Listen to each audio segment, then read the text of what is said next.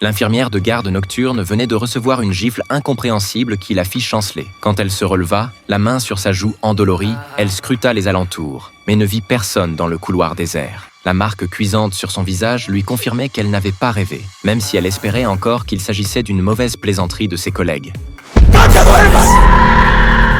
Cette histoire s'est déroulée dans un hôpital mexicain où Sophie, pour son premier jour de travail, se retrouvait seule pour assurer la garde de nuit en soins intensifs. L'infirmière en chef lui avait remis les clés du service en lui recommandant fermement de ne jamais adresser la parole à toute infirmière qu'elle pourrait croiser pendant son service. Après son départ, une jeune collègue suggéra qu'on aurait dû lui dire la vérité, mais la chef de service n'en avait visiblement pas l'intention. Sophie pénétra dans le service, l'appréhension au ventre face à cette première nuit en solitaire. Elle rassembla son courage et commença ses rondes qui se déroulaient normalement jusqu'au moment où, s'apprêtant à changer les pansements d'un patient, une mélodie fantomatique s'éleva du couloir.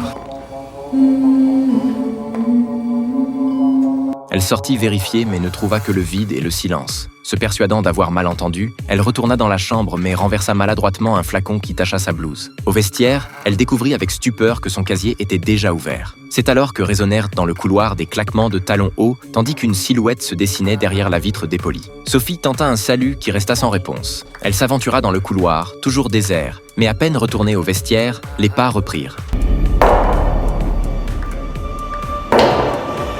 À travers les interstices du casier, elle aperçut une forme coiffée d'une toque d'infirmière aux mouvements raides et mécaniques, comme animée par une force surnaturelle. Pétrifiée, Sophie fixait cette apparition qui semblait sur le point d'entrer quand soudain, elle s'évapora dans l'air. Convaincue d'être victime d'un bizutage, Sophie retourna auprès de ses patients. En préparant une injection dentalgique pour l'un d'eux, celui-ci l'informa qu'une infirmière en cape noire venait déjà de lui administrer le traitement. Le registre confirmait ses dires avec une signature inconnue et des ampoules manquantes sur le plateau. Exaspérée par ce qu'elle prenait pour une plaisanterie de mauvais goût, Sophie se précipita au poste de garde pour confronter sa collègue, qui lui rappela qu'elle seule possédait les clés du service et que les capes noires appartenaient aux uniformes d'il y a un siècle, abandonnés depuis longtemps. Elle ajouta mystérieusement qu'il ne fallait surtout jamais s'endormir pendant les gardes de nuit. Sophie, glacée d'effroi, regrettait déjà d'avoir accepté ce poste. De retour vers les soins intensifs, les néons se mirent à clignoter tandis que les pas et la mélodie reprenèrent de plus belle.